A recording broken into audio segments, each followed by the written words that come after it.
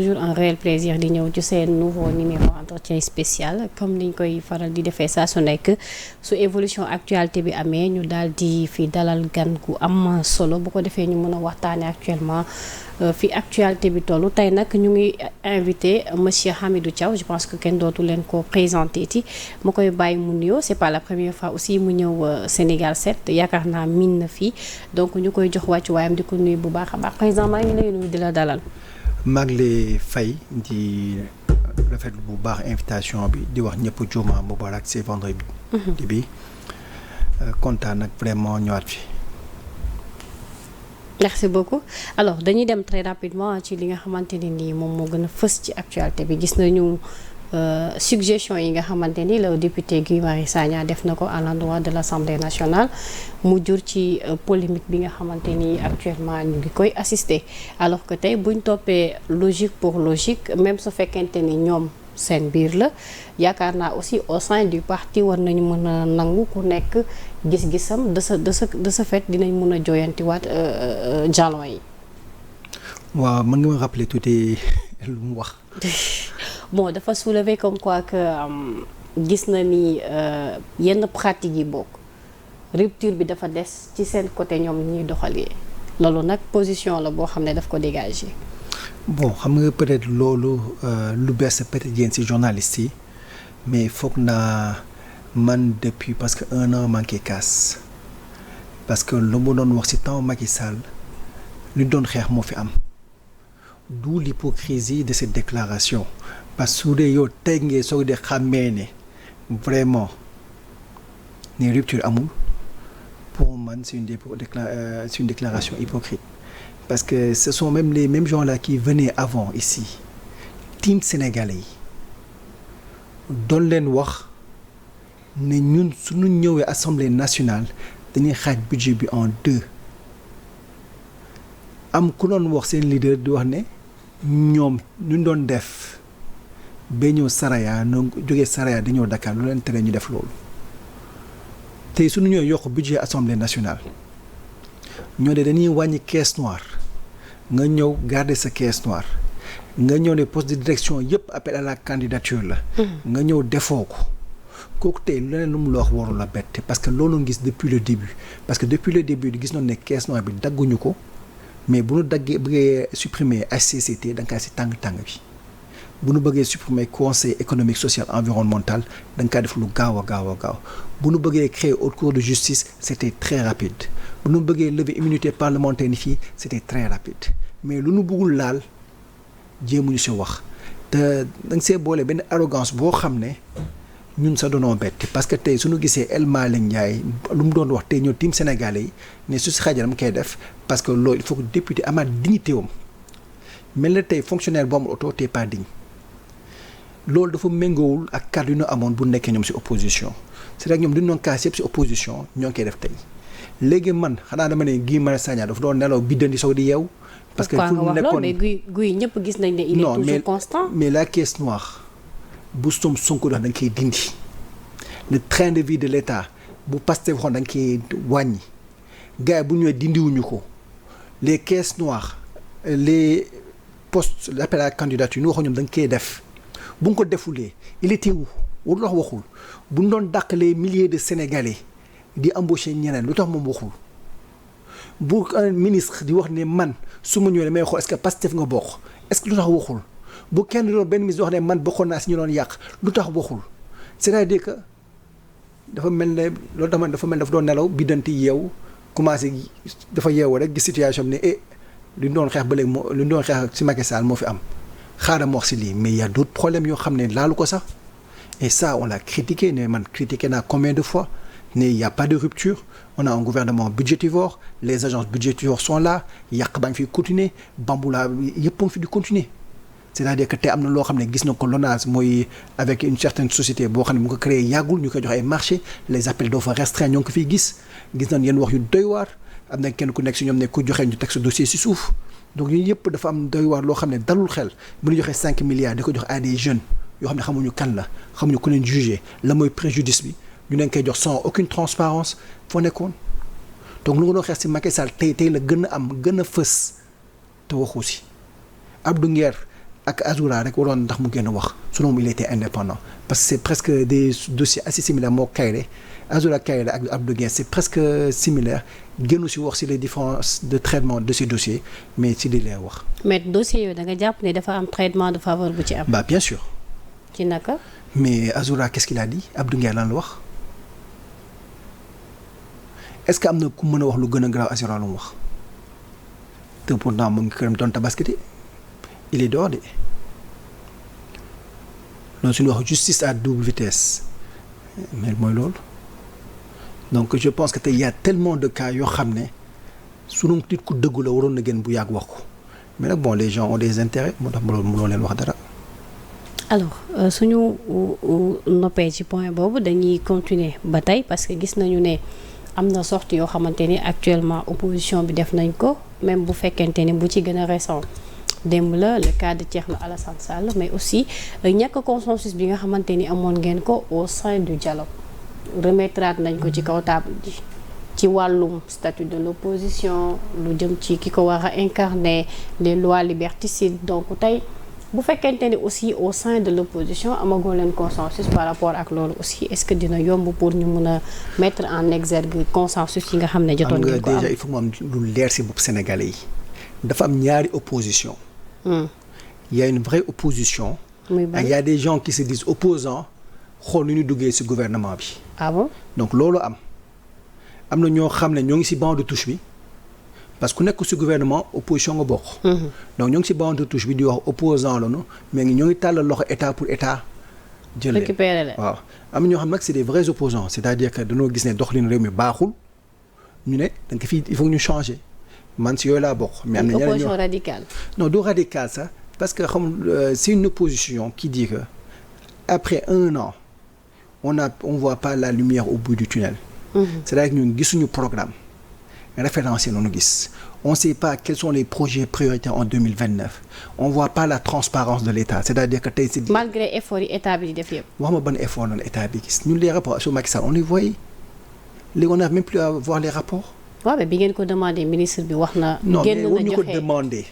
génn na wax lan moo tax génne wuñ ko et le 23 dina ko publier waaw c'est-à-dire que man est-ce que Macky Sall mës na jël benn 5 milliards joxe ko te xamuñu ko ñun ku ko joxe ma xëy dakee jox ay nit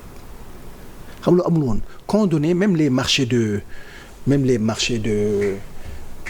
la force Covid force Covid fonds force Covid fonds force Covid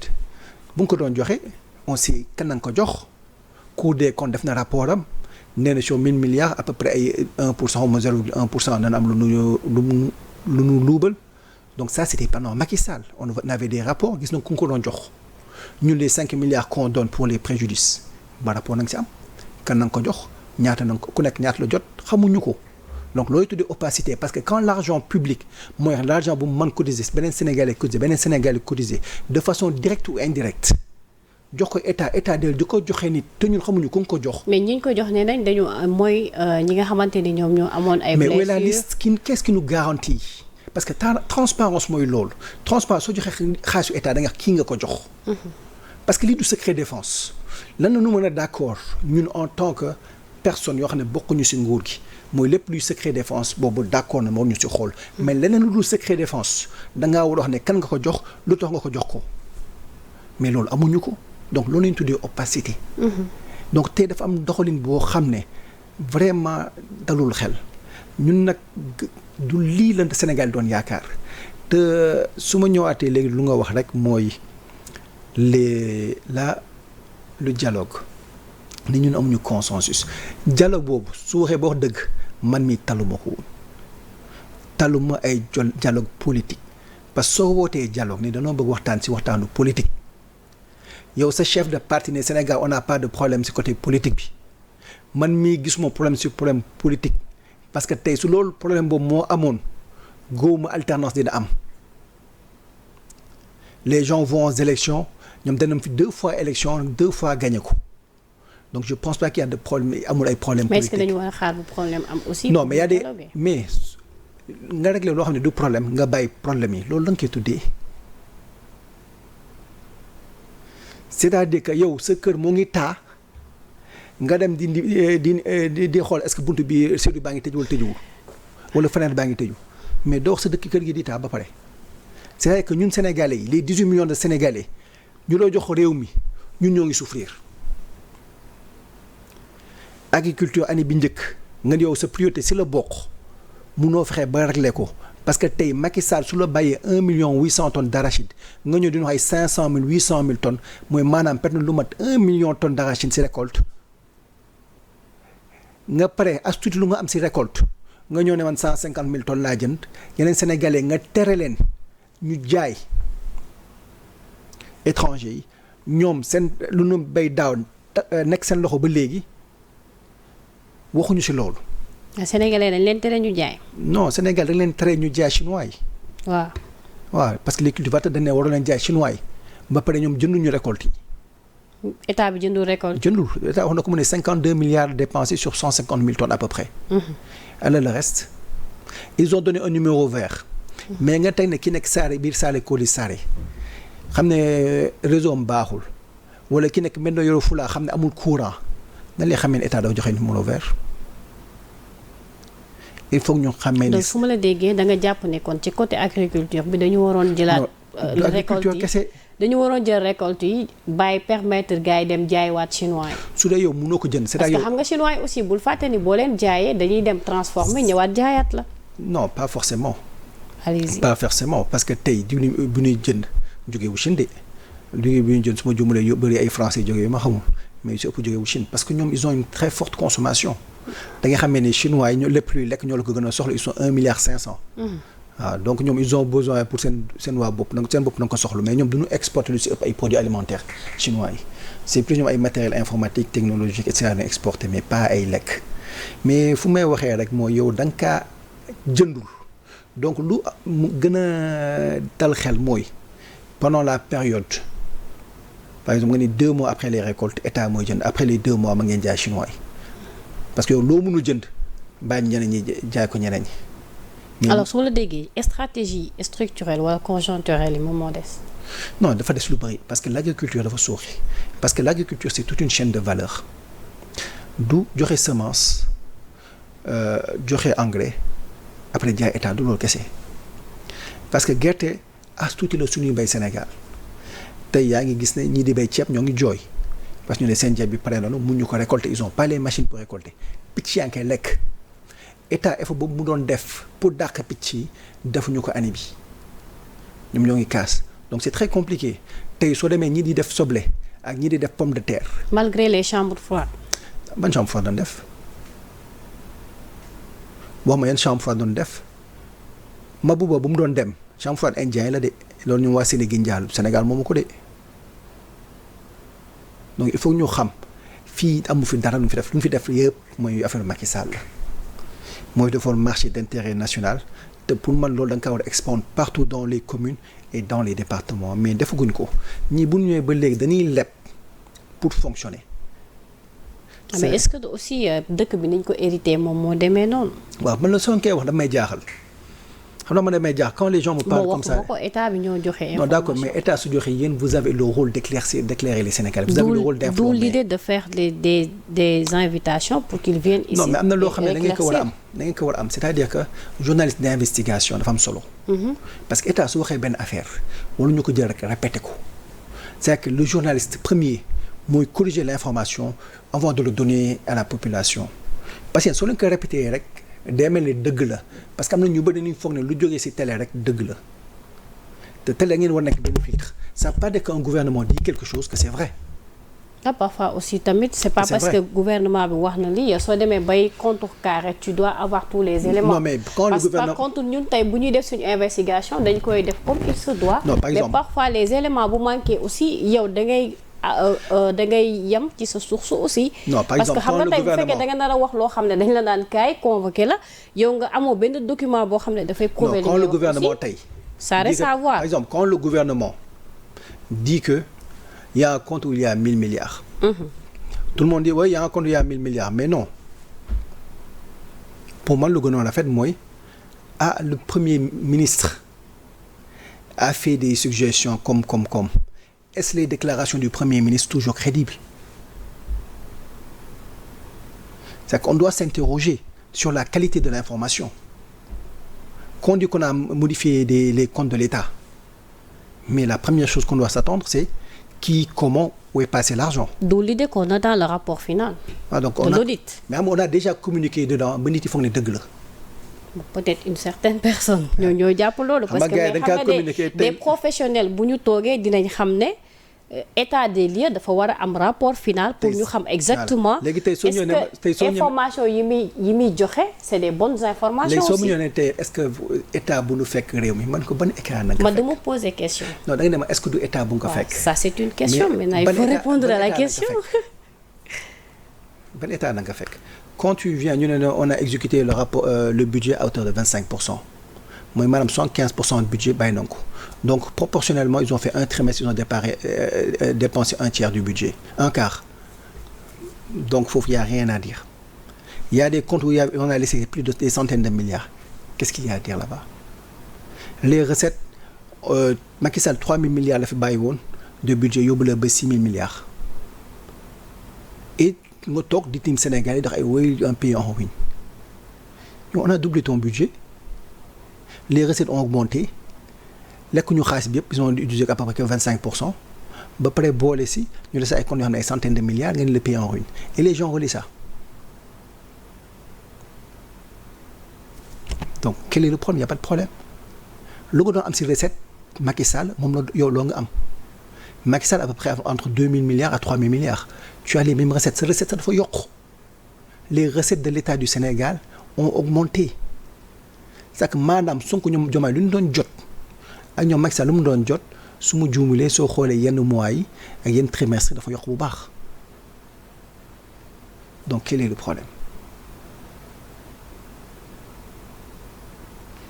parce que man j'ai vu des trucs on a dit oui les recettes de ce mois ça a augmenté de 10% 5% ñu wax donc quel est le problème c'est-à-dire que lu mu doon jot yaa ngi jot même chose tu as un budget de 6 000 milliards Macky Sall bu mu doon ñëw foog naa gouvernement il avait un budget de 3 000 milliards c'est que maanaam 3 000 milliards doon yore dëkk bi yëpp yow nga ñëw parce que 6 000 milliards ba pare dans le pays en ruine te tu peux pas faire moom lu mu doon def c'est-à-dire que moom as tuuti xaalis boobu moo doon fay bourse familiale yi ñoo ngi doon gis ay tabax ñoo ngi gis lu nekk yow avec presque le double mënoo sa fay bourse familiale où va l'argent mais nag gis nañu par exemple état lu mu fay ci côté assurance maladie gis nañu des changements là-bas le nombre de fonctionnaires gis nañu changement yi donc on voit beaucoup de choses yoo xam ne tey ñoom mën nañ see wàññi parce que tey soo dindee les caisses noires c'est beaucoup d'argent. yaa ngi insisté ci caisse noire bi non parce que xam nga lan mooy problème bi. j'ai vu que ni depuis bi ñuy commencé débattre ba tey yaa ngi mettre l'accent sur la caisse noire. non parce que caisse noire ñoom ñoo ko kaas. ñoom ñoo ko kaas du loo xam ne maa ko yàgg kaas ñoom ñoo ko doon kaas ne caisse noire warut am ci réew ñoom ñoo ne xaalis boo xam ne yow mën nga ko jël taal ko dara du la ci fekk loolu du man de ce sont pas mes paroles ce sont pas mes paroles tey soo ñëwee ne ni dañuy régulariser jakartamaan yi ñoo xam ne am nañu dara ñu ne oui ils ont ça coûté parce que 1 à 2 milliards mais loolu mënoo jógee ci caisse état yi mënoo jógee ci caisse noire yi je pose la question. yow supposons xaalis boobu fan nga jàpp ni fa la jógee. non c'est-à-dire que ñi di fay parce que quand tu faisais la régularisation da ngay fay pour am mutation bi da ngay fay pour ay plaques da ngay fay ak feneen leneen ak leneen. mais est-ce qu'on a donné une communication officielle par rapport ak budget boobu fan lañ ko jëlee. quel budget. bi ngay wax yow ne mënoon na jóge ci caisse noire bi. non danoo bàyyi Jakarta maa ni ne lii ngeen war a fay pour régulariser. maanaam li ñu waroon fay quoi. waaw caisse noire bi da ko waroon supporter. mënoon na ko supporter parce que xaalis boo xam ne ci benn nit lay dem Jakarta maa c'est des centaines de milliers de personnes mënoon na dem foofu moo gën muy dem ci benn nit. c'est ça le problème c'est ça que je dis c'est-à-dire que ñu dañuy jël ay milliards yu bari jox ko benn nit ba pare ñu ne waa le pays en ruine tey dégg ngeen Kalidou Keita di wax ne il a un salaire de. kan mooy Kalidou Keita. Fadilou Keita Fadilou ok. Fadilou Keita di wax il a un salaire de 16 millions presque 16 millions. 16 non dafa ne 5 à 7 dafa mu def ni mun na varier de 5 à 7 mais waxul 16 millions. ah kon ne déggoowuñu. ok parce que man lu ma dégg loolu laa dégg. parce que déjà problème parce que moom am na ci sax problème boo xam ne bon mi pas moom moo am problème mais ci discussion bi fi wax ji génnee peut-être yaa ragal nañu bu yegg ci justice parce que aussi c'est des propos yoo xam ne peut-être jàpp na ne ki ko tenir dafa li mu wax ak li am bokkul en fait en réalité loolu nag ci ñoom ñaar la concerné man loolu tax man ko maintenant on peut même plus faire confiance aux journaux parce que am na journal bi wax 16 yow nga ne du 16.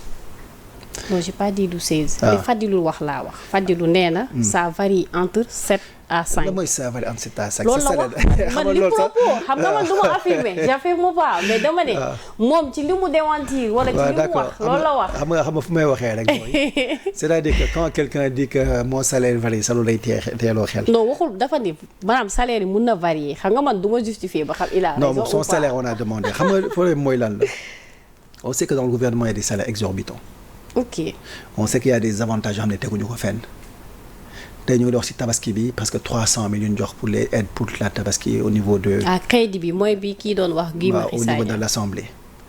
gis nañu tamit les voyages yoo xam ne c'est des voyages yoo xam ne ñun gisuñu njëriñ bi ci Sénégal parce que quand les présidents voyagent. voyage yi président di def. non on a vu beaucoup de voyages du président du premier ministre et même de l'Assemblée nationale ñoom suñu temps yi dem nañu France. certains membres de l'Assemblée nationale ay renforcement des xawma lan collaboration xawma alors que ñun ñoo doon woote rupture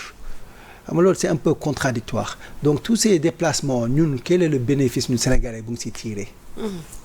c'est des centaines de millions voire des milliards yoo xam ne da nga koy dépasser dans les voyages alors que c'est juste entre politiciens alors que man lu ma neexoon lu ma gënaloon mooy comme Turquie ni muy def comme France ni muy def comme États-Unis ñuy def suñuy dem jéem a décrocher ay contrats pour le privé sénégalais parce que c'est eux qui emploient les Sénégalais. donc ñi di employé da ngeen war a wutal contrat bitim réew mais malheureusement ñun dañuy dem bitim réew sax di jox contrat étranger. mais foofu président doguma la tey sous région bi aussi war nañ mën a am ay accords parce que am na accords yu ñu signé. non fu may waxee. parce que tey quoi qu'on puisse dire dëkk yi dañoo relier wante. on est d'accord ku nekk am na loo xamante ni sa moroom da koy soxla. on est d'accord d'où l'intelligence de créer peut-être la libre circulation des personnes. non ça existe déjà. voilà. gis nga taxawal biir sa Afrique moom méttiwul. fii ñëpp mën na taxawal biir Afrique léegi ñun lu ñu soxla sooy dem nga yóbbaale le privé sénégalais pour ñoom wala négocier ay contrat pour ñoom ñu mën a am ay contrat foofu na ñuy waxee. c'est-à-dire que ñoom da nga leen jëm a décrocher ay contrat mais tey su ma demee ñu ne ma chinois yi le président dem na chinois léegi Huawei dañuy jàppale ci dara mais que non ça devrait être le contraire da nga wax ne léegi ana benn société wala ñaari société Sénégal yoo xam ne danañ liggéey Chine ci lii en collaboration avec l'État chinois wala dara mais pas ñoom ñu suñu demee jox leen liggéey suñu ñooy jël liggéey ñun kañ am liggéey heureusement nag dans le privé sénégalais on a des hommes braves ñoo xam ne ils sont dégourdis ñëpp xam ne reconnaître seen expérience ak seen qualification moo tax ñoom ñooy demal seen bopp li wuti seen marché dans la sous-région tey soo demee Côte d'Ivoire les gens respectent le privé sénégalais dañ dem fa di fa am ay liggéey su ñu demee Gambie même chose su demee Guinée même chose sans l'aide de l'État au contraire sa état da leen gën a xot parce que da ngeen liggéey ñu xoj la da ngay yokk impôt da ngay fay lii da ngay def la redresser la non seulement jàppalewuñu la peut-être da nga lay jéem a affaiblir moo am na benn imam doon wax loolu ne dëkk boo xam ne dafa mel ni léegi les gens sont allergiques nit ku am alal rek ñu bëgg la wàcc et c'est dommage ci réew parce que tey le créateur d'emploi tey man mii rek entre daaw ren dàq naa lu peut man 10 personnes c'est pas parce que sama côté y a des problèmes c'est que on a moins de marché on travaille beaucoup moins on est obligé de licencier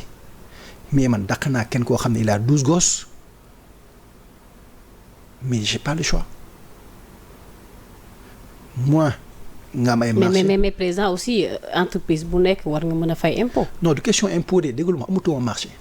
man wax la benn sénégalais boo xam ne dañoo fekk contrat am état nangu ko dem jox ko ay étranger ay turc. ah bon donc loolu question impôt. d'accord question souveraineté nationale la. donc maanaam dañ leen dul prix jël en primordial. xam nga soo jëlee liggéey yoo xam ne sénégalais mën na ko def. waaw nga jox étranger boobu. marché bi waaw étranger sénégalais boobu su doon moom dafa am lu mënul liggéey ak yow. kooku moom su ko arrêté yoo xam ne da nga am revenu boo xam ne dootoo ko amati. yow tamit su dee xaalis bi ngay jot da ngay wàññeeku da ngay obligé tamit dàq. donc doo jël lépp limité ko ci impôt fekk du impôt sénégalais ñoo amatul liggéey état day donc liggéey di ko jox étranger yi. tey rek mën naa ju cité ay cas yu dul jeex tey CFAO. CFAO publicité nag. compagnie française. dafa tur bi F bi française yi signifié.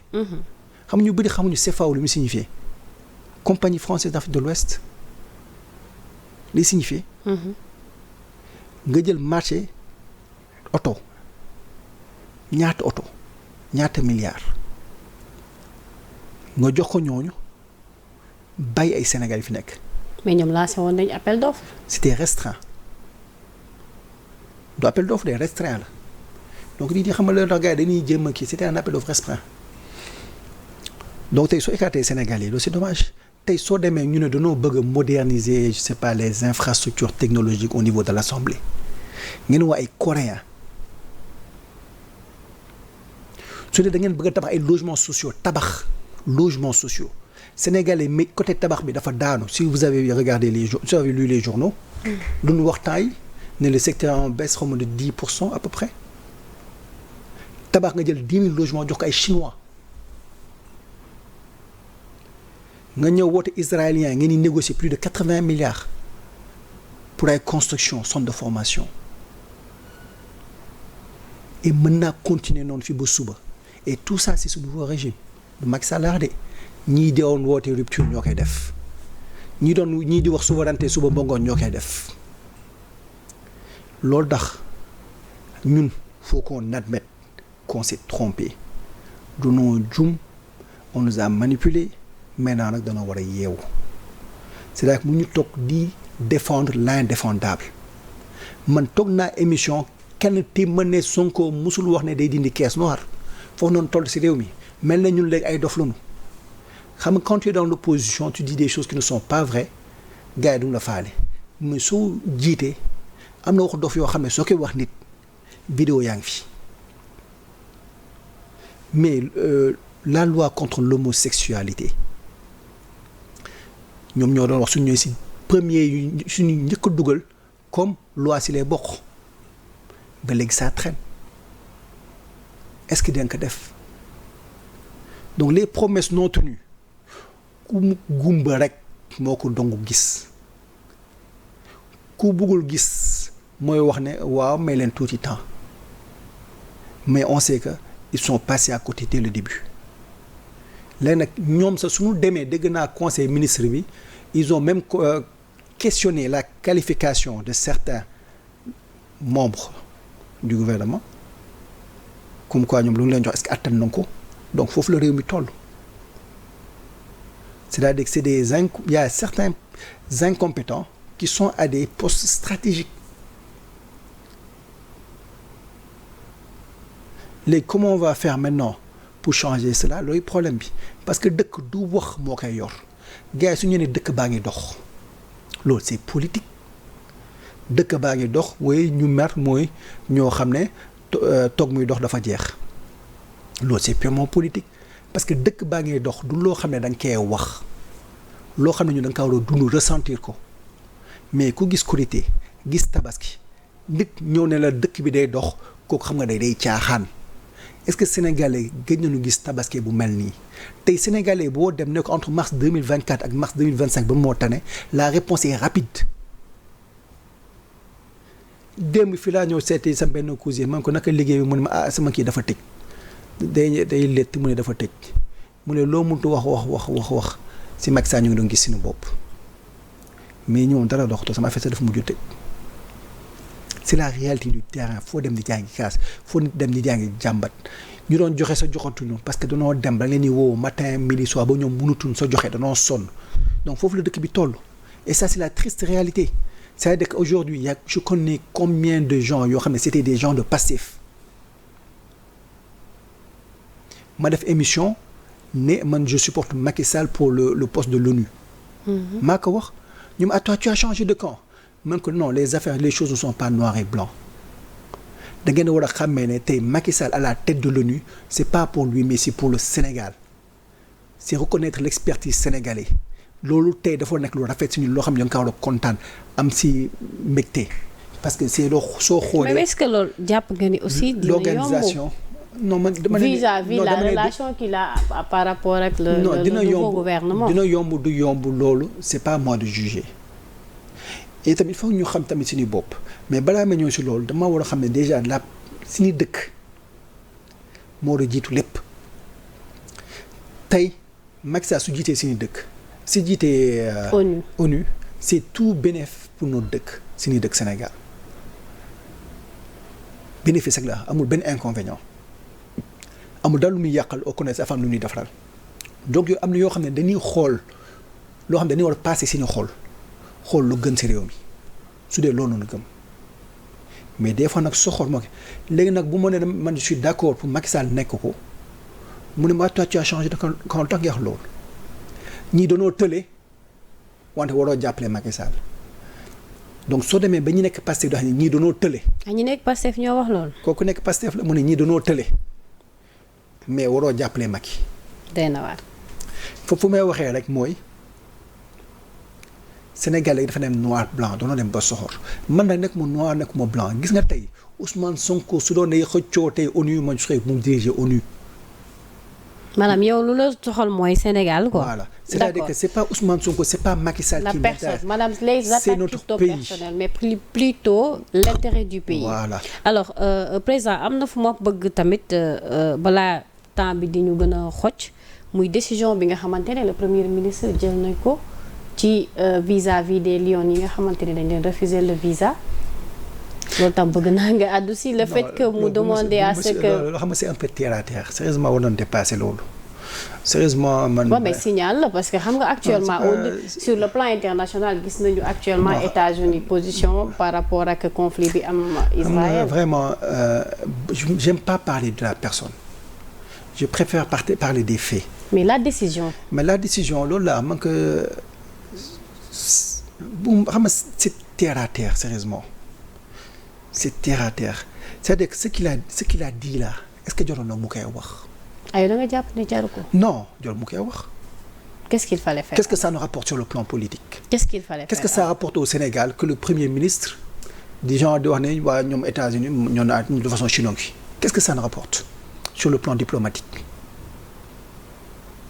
am na wax yoo xam ne kilifa moomu ko warul di ko def. Et c'est dommage que ñu toll fii tey Sénégal tey je pense pas que tey quand on refuse des trucs à des joueurs góomu Abdoulaye Wade dina ci wax góomu Macky Sall doon na ci wax góomu Abdou Diouf wax ci wala Senghor wax ci wala leur premier ministre waxoon ci temps yooyu góomu ko je pense que le ministère des sports lay yem mais une réponse diplomatique il y a des réponses diplomatiques c'est pas la peine d'énerver ou se faire des ennemis pour rien du tout ils ont refusé d'accord c'est leur pays mais tu le dis en bas ne aux gens allez ici à Diamniadio mon prédécesseur am na lu mu fi defar on a des infrastructures de classe mondiale avec des salles de musculation et tout donc dem leen foofu ngeen def seen entraînement mais soo déggee ni muy wax dafay mel ne yéen comme jàppale woo ñu de façon chinois yaa ngi nii di ñu jàppale. waaw non mais aussi quoi qu'on puisse dire coopération bi aussi dafa war a baser sur le respect et l'égalité. mais d'accord xam nga ils ont des raisons lu tax ñu def ko parce que tey soo toogee ils ont donné ultimatum Sénégal pour 60 jours. pour qu'ils respectent certaines règles. donc yow da nga xam ne instant il y a des tensions entre les États-Unis ak beaucoup de pays. donc yow tey suñu ñëwee par rapport à leur gouvernement bu bees. ak seen structuration bu bees ak seen doxalin bu bees. ne dañoo bëgg a defar mbir yi. te mbir yooyu da see bokk ci immigration clandestine immigration irrégulière bi. ba ñëw ñu ne la Sénégal fii ba ci kanam su dee respecté yenn normes yi. képp ku nekk Sénégalais dootoo mënti ñëw États-Unis donc da nga xam ne dafa am benn contexte boo xam ne ça dépend pas du ministre des Affaires étrangères mais dëkk beeka laaj c'est des yoo xam ne moom c'est indépendant de sa volonté léegi nag loolu su amee da ngay xamee ne c'est pas le moment propice pour des fois demee entraînement dans ces zones là. gis nga instant yi États-Unis ils ont beaucoup de problèmes sur le problème migratoire. Russie ils ont beaucoup de problèmes ak Ukraine. presque cin buy baax la dëkk yëpp ñu ngi koy dund. voilà donc c'est pas le moment yoo yaa gën a xamante soo laajtee da ngaa bëgg a dem ay États-Unis le contexte là des fois ne te le permet pas mais c'est pas la peine di si mer wala di ko comparer ñaari dëkk yi ñaar ay yow soo defulee kala def c'est pas la peine. mais est-ce que loolu aussi bokkul ci bataille bi. non jarul ñu dugg si loolu xam nga am na yoo xam ne dafa pour moo wax c'est un peu enfantin am na yoo xam ne. jëfin yoo xam ne ñun waruñu ko moom en tant qu'État on se fait des amis partout looloo gën parce que ku nekk soxla nga ko. tey Israël su amee doole bu mu am wala Égypte am doole bu mu am États-Unis moo tax c'est la première puissance mondiale tey suñu ay F-35 tey suñu wax le dôme de fer boobu ce sont les Américains donc ñooñu mu nekk sa xarit moo la gën fuuf yaa ngi gis ni Syrie ka mooy xaritam Chine du daanu na Iran ka mooy xaritam Chine da ngay Chine jàppale ko. mais waroo sa choisir neutre gars yi def na ko garaaw jël leen nee dem na xale yi dem leen an fii nga bëggoon kër gi nga bëggoon dem nangul la bàyyi nga dugg garaaw dem leen suñu kër voisin mais soxla nga si wax di wax man yenn wax soxlu ne ko dama kër voisin rek mu jaar suuf on n'en parle pas warta nekk problème on a d'autres problèmes que de se faire des ennemis. D'accord. Loolu du problème les États-Unis man su ma génnoon en tant que ministre su ma posé non je veux pas en parler c'est du ressort du ministre des Sports le ministre des Sports moo ñëw woo ko ne coob bu si wax ne leen ñu entraîner fii jox leen per diem mettez-les dans de bonnes conditions jox leen ñuy añ ñu préparer la compétition dugal leen si hôtel 5 étoiles donner tout mettez-les dans de bonnes conditions ba tey ëllëg lépp lu ñu am état ñu mën ko am Sénégal te loolu sa leçon la si ñun leçon la pour créer des infrastructures aux normes internationales parce que tey yow su dee mënoo entraîner sa dëkk wala entraîner bitim réew sa préparation dépend si beneen dëkk loolu rek amoon na benn échec boo xam ne parce que échec ñun doon war a xam ne échec du échec opportunité la peut-être lii su amul woon duñu xamoon duñu rendre compte que ni il nous faudra créer des infrastructures de dernière génération donc lii ñu da nga ko war a jëlee comme vraiment dafa war a yee ne à partir de maintenant faut qu'on fasse les meilleures infrastructures du monde ba tey ñun sa dootuñu demati di entraîner ñoom ñoo ñëw fii d'accord président su ma la déggee def nga ay diagnostic yu bari ci secteurs yi donc mënuñu bañ a jeexal parce que gis nañ beneen front boo xam ne jamono ji aussi bëgg nañu def marche pacifique loolu aussi bëggoon naa nga àddu si parce que xam naa ni yéen a ngi opposé wu dignement non xam nga opposition fu kii ngeen pointé du doigt donc si yéen a ngi si seen rôle en fait ci seen logique non yow damaa bëgg indi problème non indi bon problème non si problème nga bëgg ndax lan non parce que je veux pas parler de l'opposition ok parce que on est du. non moi je parle pas de l'opposition mais dafa marche bu ñu initié. en tant que membre de l'opposition war nga mën a dem ci marche bi. non xam nga man ku ma xam. dama am sama ligne bopp. ok c'est-à-dire que des fois nu may raisonner sax day bett ñu bëri parce que ma wax la dara nag. je suis de l'opposition mais opposition sama yoon nekk ci opposition. c'est compliqué. Je suis au parti au pouvoir je suis pas du parti au pouvoir mais sama yoon nekku ci parti au pouvoir. Et je suis pas au parti au pouvoir c'est que nekk ma opposition nekk ma parti au pouvoir loolu laa bëgg nit yi xam ko je suis pas du parti au pouvoir je suis pas de l'opposition nekk ma ci benn. ok yow maanaam sa ligne éditoriale bopp nga yor. waaw c'est-à-dire que ma ligne est très simple su dee du 18 millions de on parle pas des 18 millions de Sénégalais bu leen ma ci boole. ok. c'est-à-dire que man c'est la majorité qui m'intéresse. Mais une minorité ne m'intéresse pas surtout les politiciens il faut que nit yi xam loolu donc les marches pour les libertés d'expression je suis pas d'accord mais tey su ñu ñëwoon ne par exemple tey dafa am benn Sénégal mais loolu ñu bëri ñu ngi réclamer ni dañ ko war a xoolaat parce que. je suis d'accord waaw d'accord naa de su ñuy marché je suis 100% en phase mais combien de Sénégalais sont affectés par cela ñaata Sénégalais na nga ci tëj loolooy problème bi c'est-à-dire que man aujourd'hui Sénégalais yu ñuy tëj te kenn jugé wu leen mopp Sénégalais yoo xam ne dañ leen tëj parce que dañoo wax loo xam ne waruñu ko wax wala délit d'opinion la ñaata Sénégalais na nga fiy tëj te kenn du leen jugé kenn waxu ci ñoom mais ñun ñuy politiciens yi bëgg a mobiliser Sénégalais yi parce que quelques gens parmi nous dañoo wax yenn wax yoo xam ne ñu tëj leen loolooy problème léegi nag je suis d'accord mais nag su ñu ko yaataloon wax ci problème Sénégalais yi dem ci jiitu mais bugguma def politique politicienne parce que tey quand 18 millions de Sénégalais souffrent et ñun ñu on se regroupe pour dire que oui liberté d'expression ça concerne combien de personnes oui il y a 10 personnes wala 5 personnes ñu tëj parce que doonoo wax non mais 5 personnes d'accord war nañ leen cancel mais on va pas mobiliser toute la population nañ yem ci télé yi yem ci rajo yi wala sax ay brassard mais on va pas comme yow dafay poste waaw wala dafay poste mais on va pas mobiliser toute la population pour juste benn 5-6 personnes c'est vrai que c'est injuste mais nag je pense pas que moi je suis pas d'accord sérieusement je suis pas d'accord mais tamit bëgguma critiquer l'opposition parce que si ñoom laa bokk tey su ma demee ba ci biir ñoom ñu bëgg a organiser dara ma ci xëpp suuf alors daf ma indi problème moo tax ma ne yaa ma indi problème non man du ma la créer problème ne vous en faites même pas alors en tout cas amoon naa un réel plaisir dalal la je pense que question yi leer na réponse yi aussi yi nga xam ne apporté nga ko leer na donc ma lay bàyyi rek nga tàggatoo ak lan ngay tàggatoo askan wi bon vraiment déjà lu may njëkk a def mooy jégalu ñëpp ñoo xam ne dama su dee damaa tënk ay kàddu yu leen blessé maa ngi jégalu. di wax vraiment lu dal Abdou Nguer c'est pas normal. lu dal Moustapha Diakhaté pour man y a rien. vraiment loolu la ngi ñoo ngi ñaawal nag les procédures yu ñu def avec les anciens membres de l'APR juste pour tëj leen mais je pense que c'est des dossiers très légers je pense que ñun tey war ñoo toog ñi fi nekk war ñoo toog di xool rétroviseur bi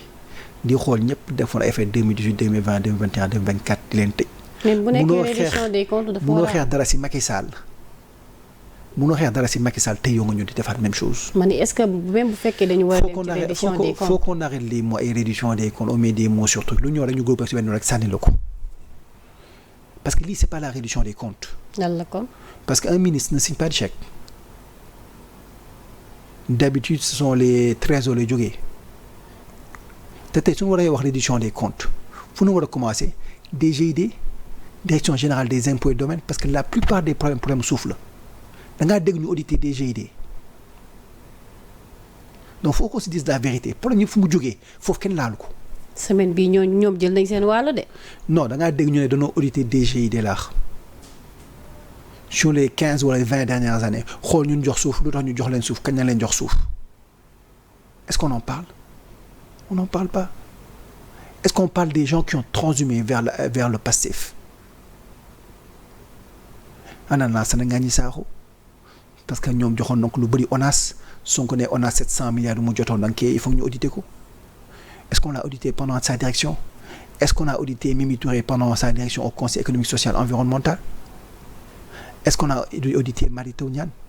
par lu mu yore éducation su mu jumlee donc il y a des gens qui ont transhumé et on parle pas d'eux loolu tax man ko lii du reddition des comptes lii c'est très bien ciblé on sait qui on cible on sait qui on veut mettre en prison les gens qui dérangent on les met en prison point barre loolu la man mii gis su ma ko ne di bëri wax ni suba ñu commencé jéem a takkal pour jéem a yóbbu et c'est dommage parce que li dafa mel ne Gestapo la mais mooy deuxième guerre mondiale allemand bu ñu yoree France ku xaw a wax ki ñu tëj la dafa mel ne loolu instant mu am c'est-à-dire que les nit yi dañuy dem léegi émission avec la peur au ventre ne man est-ce que su ma demee lu may wax ëllëg du mu si am problème alors que ñun dëkk boo xam ne liberté d'expression dafa war a am ñoom ñoo doon kaas ni article 80 on doit l'enlever parce que njiit su dee munoo recevoir ay critiques waroo jiite te ñoom ñoo koy garder di ko utiliser contre nit yi la justice ne doit pas être instrumentalisée on sait qui on met en prison et ce sont pas les gens du pouvoir te on a fait que 1 an te commencé noonu dossier yi commencé dégg yaa ngi dégg dossiers yi donc dossiers yi commencé noonu alors que les gens n'ont fait qu'1 an donc ngir yàlla faut qu'on soit honnête entre nous xam ne ñii ils sont pas mieux que les précédents on fait pas du neuf avec du vieux. D'accord. ngeen baal ma. Et man le problème et je le dis et je le répète ce sont ces gens de l'ENA def droit du ENA les fonctionnaires là ils nous fatiguent kenn ni jógee ci l'emprise de l'État fonctionnaire téye ko nag bañ ñoo bàyyi ci ni réew ku ñëw yaa ngi xool nu ngay tripatouiller le code électoral nu ngay changer les choses pour mën a toog au pouvoir ku ñëw yaa ngi xool nu ngay éliminer tes opposants ku ñëw yaa ngi xool nu ngay def ba am xaalis am benn train de vie boo xam ne am loo koon avant te regardez les photos des gens qui sont au pouvoir avant et après regardez fu ñu dëkkoon avant ak léegi fu ñu dëkk. lan la gars yi dañuy sañse. non regardez fu ñu dëkkoon avant ak léegi fu ñu dëkk. gars yi ñu di politique léegi 90% politique ñu pour Sénégalais yi dañoo politique pour seen bopp pour seen waa kër pour assurer seen assise financière pour assurer seen ëllëg moo tax su nekk caisse noire man du fonctionnaire day koy dindi. si on veut que certaines choses disparaissent. il faut mettre des hommes d'affaires ñoo xam ne am na lu ñu am ba pare su ñu ñëwee dañuy ñëw pour liggéey mais ñëw ñu pour pàccewul di seddoo. D'accord. Malheureusement nag Sénégal on n'a que le président qu'on mérite. merci beaucoup en tout cas amoon naa plaisir u dalal la. plaisir partagé. di la bàyyi nga tàggatoo ak internautes yi ba prochaine fois j'espère que doo fi gëj. d'accord merci beaucoup Lalla di remercier ñëpp ñu ni seetaan à travers Sénégal 7 jërëjëf. merci beaucoup alors mu nekkoon le président Hamidou Thiaw je pense que gis ngeen li nga xamante ni moom mooy waxtaan bu am solo bi nga xam ne entretenir nañ ko espérons que ni dans les plus brefs délais dinañ fi dajewaat pour mën a waxtaanee évolution actualité bi. mention spéciale à la régie tuuti net maa ngi lay jaajëfal bu baax a baax ci liggéey bu mucc ay bi ngay amal ci coordination bi junior d'ici là portez-vous bien à très bientôt jërë ngeen jëf